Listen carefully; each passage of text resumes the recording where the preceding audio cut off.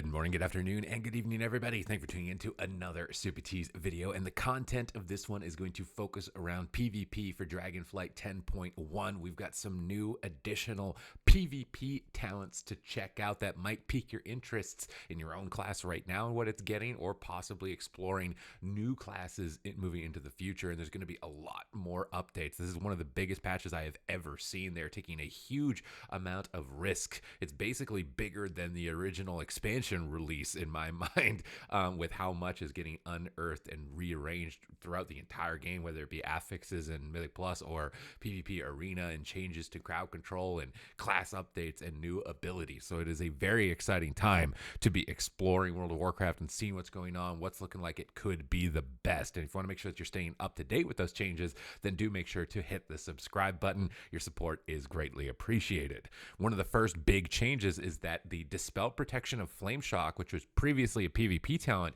is now baseline, which is going to open up more opportunities to pick other things. I'm really thinking about like Static Field Totem, but even possibly some new talents that are coming in for Elemental in the future. But right now, one of the big gameplays that I've liked, that I've seen enhancement shamans using, is the Static Field Totem and then projecting it and pulling enemies around with it. I think that could be really fun as Elemental, and this might open up options to be able to actually do that, since this was more or less like you had to take this talent. Now it's baseline. Really like this type of deal, taking the PvP talents that are like auto locked in most of the time. They're just throughput. They're just too valuable to ever not take, making them baseline and then introducing new ones. This is a really good direction for the game. Interlope is going to be redesigned. Misdirection now is going to cause your pet to redirect the next 3 hostile spells cast on your target. Misdirection cooldown increased by 15 seconds, and your pet must be within 20 yards of the target. It looks like they've fixed some of the bugs here, at least with it working, so it's going to be able to be tested, but your pet can just become a grounding totem or a conduit. This could be really helpful against classes that have high burst moments, so being able to deny a Glacial Spike or a Star Surge or something, it might not be something that your enemies even really expect to have happen. So this could be really powerful for Hunter. Hunter's looking like even better than it ever has before. So definitely keep an eye on what's going on here for PvP with regards to Hunter. Frost Bomb is going to be receiving a buff now in PvP. The explosion damage is being increased by 50%, and also dispelling Frost Bomb before its explosion will grant you a charge of Brain Freeze. Curious to see if this one actually ends up working out. I think Frost Bomb is kind of pathetically weak at the moment, but I do like that they're targeting specific talents that are weak and trying to get them more into a competitive position. Now we're moving into Priest, and this one is kind of one of the big ones with what's going on here. I'm actually really surprised at the volume of talents that they are getting. So new PvP talent, Phase Shift. Step into the shadows. When you cast Fade, avoiding all attacks and spells for half a second. Interrupt effects are not affected by Phase Shift. So you're going to be able to kind of like get that old school Greater Fade effect, where you could immune a stun or immune an incoming spell right at the last second. So trying to like time your fade around this is another level of like outplay value. Now, albeit Priest has some of the most tools to do stuff like this, with Shadow or Death baseline in their kit. And I do wonder where this will fit, given the fact that a lot of talents are kind of like necessary in order to succeed. Now, I do think for Discipline Priest, they're making the barrier PvP talent baseline or something along those lines. So maybe there's going to be room for it, but it might be a tough squeeze with how many good talents there are for Priest in general. Another new PvP talent, Absolute Faith. Leap of Faith also pulls the spirit of the 3 furthest allies within 40 yards and distributes health between you and the affected allies. Now, this could be really powerful even just for Shadow Priest, because it's all priests can use this.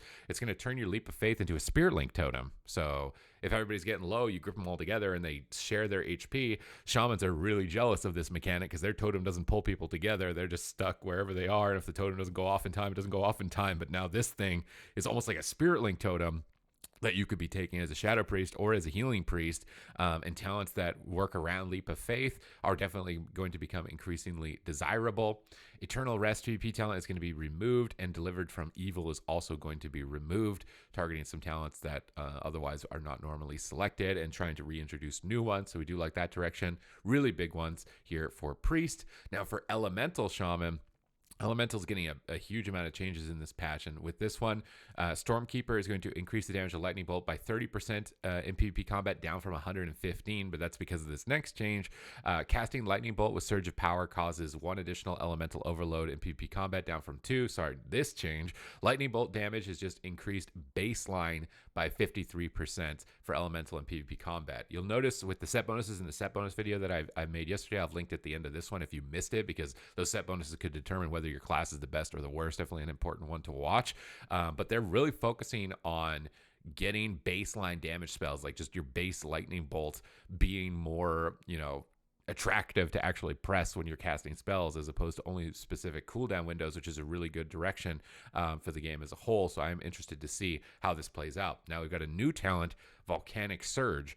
Increases the damage of Lightning Bolt, Chain Lightning, and Lava Burst by 20%. Lava Surge instead reduces the cast time of your next Lightning Bolt, Chain Lightning, or Lava Burst by 25%, stacking up to 2 times. So you're going to be hard casting more and less instant proc dependent. So it seems like even for Shadow and Elemental, they're trying to get you guys away from this like procking all the time and never really casting type of deal to more of a casting set of spells. Remember, we're getting precognition baseline, and they're reducing crowd control overall. So this is now the time where they can actually take some risks and make these types of changes so that the game becomes a little bit more interactive and a little bit less randomly spiky. So I do like this in tandem with everything else that has come together. For Enhancement Shaman, Thundercharged, it looks like it's going to be removed from PvP. We have to wait and see what's coming here new for Enhancement in the future. Bane of Fragility as well for Warlock is going to be removed. We'll have to look and see what's coming forward. And surprisingly, Cremation for Destruction Warlock is going to be removed. I'm not sure if this is because of the new set bonuses coming into the game being too powerful, synergizing with it, but this was a really big one to be taking right now in PvP for Destrolock, or if this is like a heads-up tuning adjustment for them specifically.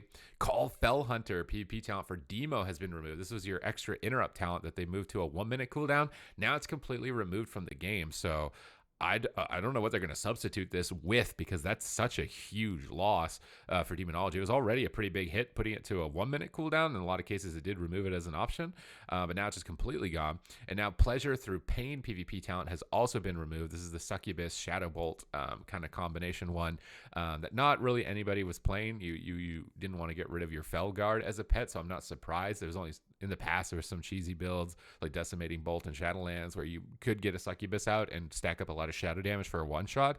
So we've got a lot of talents being removed here, and we haven't seen the compensatory switch of new ones yet for these classes. So these are some pretty big ones. I'm really excited to see what are the new ones that come in their place in the future, and I'm sure that you guys are as well if you play these classes or if you're interested in checking them out for 10.1. But what do you guys think of these changes? Do you think this is too big of a risk to be making in the middle of the expansion? Is this something that they should wait for? Because I feel like in the past, people would complain that like, well, they don't take enough risks to really do much to the gameplay of the game in the middle of an expansion. We always just wait to the next one and kind of just deal with however the game currently is. But this time around, they are taking those risks and they are trying to be receptive to feedback. So are we going to complain about that now as well? Is that just what our job is really going to be the question. I'm curious to see how it continues to play out moving forward. This is still just the initial stages of this patch. We're just moving into 10.0.7 on this next week, and this 10.1 is still pretty far away. So there's a lot that will need to be covered and moved forward, and we'll continue to talk about it. What's going to be the most powerful, what's looking like the most fun, all that type of staple content that you can expect from the channel here. So thank you very much for watching. I hope that you enjoyed the video, and I will catch you in the next one.